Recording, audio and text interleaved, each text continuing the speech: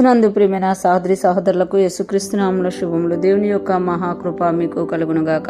ఈరోజు దేవుడు మనకిచ్చిన మాట 18వ కీర్తన 35వ వచనం. నీ రక్షణ కేడమును నీవు నాకు అందించుచున్నావు, నీ కుడి చెయ్యి నన్ను ఆదుకొనెను, నీ సాత్వికము నన్ను గొప్ప చేసెను. ఈ మాటలు కీర్తనకారుడు తెలియజేస్తున్నారు. 18వ కీర్తన దావీదు మహారాజు రాసినట్టు మనం చూడగలం. అతని కష్టాలన్నిటిలో, అతని శ్రమలన్నిటిలో దేవుడు అతనికి ఎలాగ తోడై ఉన్నాడు. అతడు ప్రార్థన చేసినప్పుడు దేవుడు ఆ ప్రార్థన ఎలా విన్నారు, ఎలాగ దేవుడు వచ్చారు, ఎలాగ దేవుడు దావీదు మహారాజును ఆ శ్రమలన్నిటిలో నుండి విడిపించారనేది ఈ 18వ కీర్తనలో దావీదు మహారాజు వివరంగా రాసినట్టుగా మనము చూడగలమట. 35వ వచనంలో చూస్తే నీ రక్షణ కేడమును నీవు నాకు అందించుచున్నావు అంటే, ఎప్పుడైతే దావీదు మహారాజు తన కష్టంలో, బాధలో, మరణ వేదనలో ఉన్నప్పుడు ప్రార్థించారో దేవుడు వచ్చి తన రక్షణ కేడమును దావీదుకి అందించారట. నీ రక్షణ కేడమును నీవు నాకు అందించుచున్నావు అంటే, నీ రక్షణను, నీ కేడమును నీవు నాకు అందించుచున్నావు అని అంటున్నారు. అంటే రక్షణ దయచేయడమే కాదు, దావీదు మహారాజుకి కేడముగా ఉన్నట్టు మనం ఇక్కడ చూడగలం. ఇంకొక మాట అంటున్నారు కదా, నీ కుడి చెయ్యి నన్ను ఆదుకొనెను అంటే, దేవుని యొక్క కుడి చెయ్యి అంట దావీదు మహారాజు గారికి ఆదుకుంది అని ఇక్కడ తెలియజేస్తున్నామట.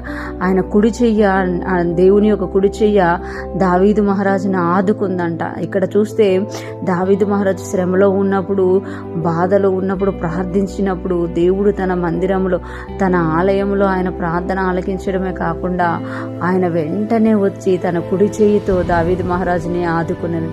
నీ సాత్వికము నన్ను గొప్ప చేసెను అంటే, దేవుని యొక్క సాత్వికము, దేవుని యొక్క దీర్ఘశాంతము దావీదు మహారాజుని గొప్ప చేశాను అని చెప్తున్నారు. ఇక్కడ చూస్తే నీ రక్షణ కేడమును నాకు అందించుచున్నావు, నీ యొక్క కుడి చేతితో నన్ను ఆదుకుంటున్నావు, నీ సాత్వికము నన్ను గొప్ప చేసింది అని దావీదు మహారాజు పాడుతున్నారన్నమాట. మనం కూడా మన కష్టాల్లో, బాధల్లో, వేదనలో ఉన్నప్పుడు ప్రార్థించినప్పుడు దావీదు మహారాజుకి సహాయం చేసిన దేవుడే మనకి సహాయం చేస్తారన్నమాట.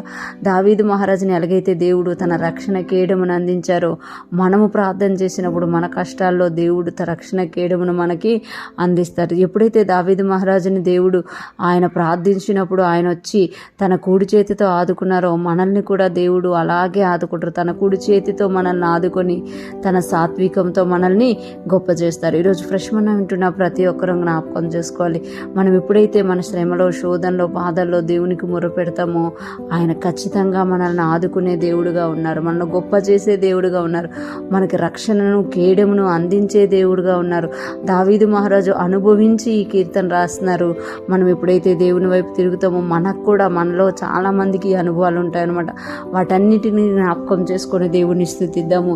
ఇంకా ఎవరైనా కష్టంలో, బాధలో, వేదనలో ఉంటే ఈరోజే దేవునికి నిజముగా మొరపెడితే ఆయన సమీపముగా ఉండి దావీదు మహారాజును విడిపించినట్టే మనల్ని విడిపించి మనము కూడా ఇలాగే పాట పాడి స్తుతించే వారిగా దేవుడు చేయబోతున్నారు. అటువంటి గొప్ప కృప కలిగిన దేవుడిని మనం కలిగి ఉన్నందుకు దేవునికి స్తోత్రాలు చెల్లిస్తూ, మన ప్రార్థనలన్నింటినీ జవాబుగా మార్చే దేవునికి మహిమను ఆరోపిస్తూ ఆయనతో కలిసి ముందుకు సాగిపోదుముగాక. ఆమేన్.